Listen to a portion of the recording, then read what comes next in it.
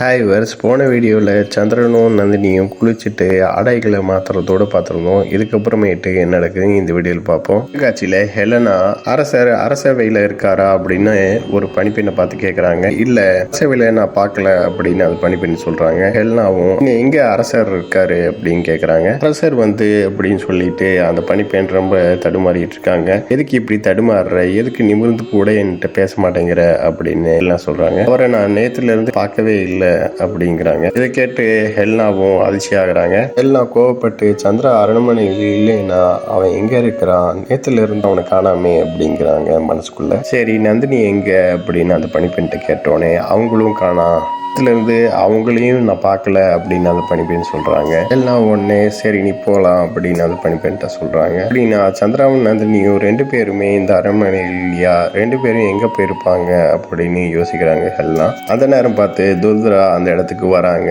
துர்துரா ஹெல்னாவை பார்த்துட்டு, இவ மறுபடியும் சந்திராவையும் நந்தினியும் கேட்கறதுக்குள்ள நம்ம இங்க இருந்து ஓடி போகணும் அப்படின்னு மனசுல நினைச்சிட்டு அந்த இடத்த விட்டு போக பாக்குறாங்க. அந்த நேரத்துல ஹெல்னாவும் துர்துராவை கூப்பிட வராங்க. நீ பார்த்தா இவ எதுக்காக ஓடணும், அப்பனா சந்திராவும் நந்தினி எங்க போயிருக்காங்கன்னு இவளுக்கு தெரியும் போல இருக்கு அப்படின்னு ஹெல்னா மனசுக்குள்ள நினைச்சிட்டு துர்துராவை பின்தொடர்ந்து போறாங்க. அடுத்த காட்சியில துர்துரா எனக்கு வயிறு வலிக்குது, என்ன பண்ணணும்னே தெரியல, என்னை காப்பாத்துங்க அப்படின்னு சொல்லிட்டு மோராட்ட சொல்றாங்க. மோராவோ என்ன திடீர்னு வயிற்று வலி அப்படின்னு சொல்லிட்டு அவங்க மருந்து எடுத்து கொடுக்குறாங்க. இந்த மருந்தை நீ மென்னு சாப்பிட்டு முழுங்கினேன்னா வயிற்று வலி போயிடும் அப்படின்னு மோரா துர்துராவை பார்த்து சொல்றாங்க. ஏண்டா வயிற்று வலி மூலிகையால குணப்படுத்த முடியாதுன்னு துர்துரா சொன்னோன்னே என்ன அப்படின்னு முறை கேட்குறாங்க. ஆமா, என்னோட வயிற்றுல ஒரு முக்கியமான விஷயத்த மறைச்சு வச்சிருந்தேன், அதனாலதான் எனக்கு வயிற்று வலி ஏற்பட்டிருக்கு அப்படின்னு துர்துரா சொன்னோடனே முறை கோவப்பட்டு அடிச்சுட்டு கொஞ்ச நேரத்துல நான் பயந்தே போயிட்டேன் அப்படிங்கிறாங்க. சரி சொல்லு என்ன விஷயம் அப்படின்னு முறை கேட்ட உடனே துர்துரா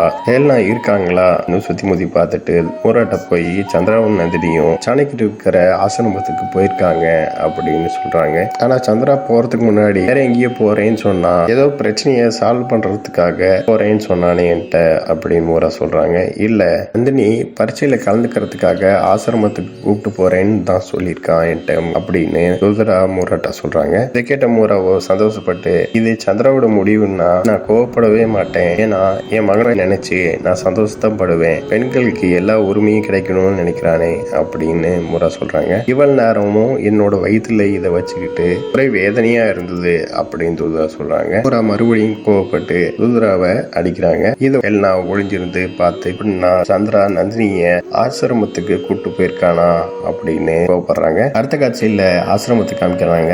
அங்க நந்தனோட தளபதி நந்தினியை கூப்பிட்டு போறாரு. இதை பார்த்த நந்தினியும், நீங்க எப்படி இங்க வந்தீங்கன்னு கேட்டோன்னே பேசுறதுக்கு நேரம் இல்ல, நம்ம பேசுறதுக்கு முன்னாடி மற்றவங்க பேசுறத முழு எப்பயும் கேளு, சந்திராவை அரண்மனையிலிருந்து கூப்பிட்டு ஒரு நல்ல விஷயத்த நீ செஞ்சிருக்க, உளவாளி மூலியமா நான் இந்த விஷயத்த தெரிஞ்சுக்கிட்டதுனால தந்தையார் சொன்ன செய்தியை நான் உன்கிட்ட சொல்லணும்னு கொண்டு வந்திருக்கேன். இதை கேட்ட நந்தினியும், என்னோட தந்தை எப்படி இருக்காரு, என்ன செய்தி கொடுத்துருக்காரு அப்படின்னு நந்தினி கேட்கறாங்க. உங்க தந்தை நல்லா தான் இருக்காரு, ஆனா இங்க இருந்து திரும்புற போது சந்திராவை கோயில் வழியா கூப்பிட்டு வரணும், அவனை தாக்குறதுக்கு நானும் உங்க தந்தையாரும் அங்க தயாரா இருக்கோம், பாதுகாப்பும் இல்லாம சந்திரா அங்க வருவான், இதை விட நல்ல வாய்ப்பு நம்மளுக்கு கிடைக்காது, நான் கூறியது மட்டும் நீ செஞ்சீங்கன்னா போதும், மற்றதெல்லாம் நாங்க பாத்துக்கிறோம், இதை சொல்றதுக்கு தான் நான் இங்க வந்தேன்னு சொல்லிட்டு அவர் அங்க இருந்து போறாரு. ஒவ்வொரு விஷயத்தையும் கேட்ட நந்தினி குழப்பமாகறாங்க, என்ன பண்றதுன்னு யோசிக்கிறாங்க. இதோட இந்த எபிசோட் முடியுது. எபிசோட பார்க்கலாம். இந்த சேனலை சப்ஸ்கிரைப் பண்ணுங்க, பெல் பட்டனையும் பிரஸ் பண்ணுங்க, லைக் பண்ணுங்க, ஷேர் பண்ணுங்க. தேங்க்யூ.